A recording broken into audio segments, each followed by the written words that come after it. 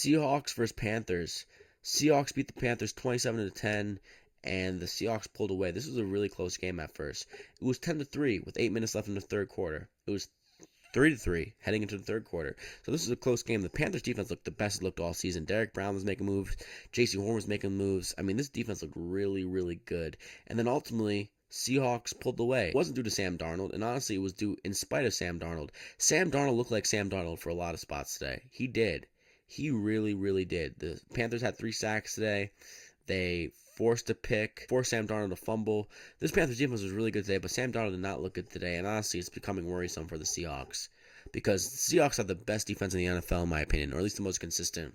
They're brilliantly coached. Mike Macdonald is a terrific defensive-minded coach, and they looked really good defensively today, and they looked defensively great all year. As much as I love the Texans defense, I think the Texans are the second best defense in the NFL, and I think the Seahawks are the best defense in the NFL. They continue to look great. And the Seahawks won in spite of Sam Darnold today, despite him throwing a touchdown today. Zach Charbonnet, 18 carries, 110 yards, 6.1 yards a carry, 2 touchdowns. Kenneth Walker, 15 for 51, 3.4 yards a carry, 36 carries, 163 yards rushing, 4.5 yards a carry, 2 touchdowns, both of them from Charbonnet. Nick Jigba, 9 for 72, AJ Barner with the touchdown, 3 for 43. And yeah, man, this Seahawks defense was disgusting today. DeMarcus Lawrence with the sack, Mafe with the sack. I mean, this was Julian Love with the interception. They were dominant today. And then ultimately, Bryce Young looked like Bryce Young of old. 14-24, 54 yards passing. And honestly, I can't blame too much of that on him. It really was just how great the Seahawks defense was. Dowdle couldn't run the ball all day with Chuba Hubbard. The only person who could run the ball on the Panthers today was Bryce Young with the scramble for a touchdown. The receiving core was non-existent for the Panthers, and the only unit that really showed up consistently or was allowed to show up was the Panthers. I mean, they showed up. They had a couple sacks today, and they dominated. They had 3 sacks today.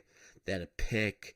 They were fighting their ass off, and I think they beat the Bucs next week. As much as I want to pick the Bucs, I think the Panthers beat the Bucs next week. And the Seahawks pulled away here, and that's mainly due to their defense. And if Sam Darnold could somehow not resort back to the Sam Darnold in New Jersey, then this is a really good team that can make the Super Bowl.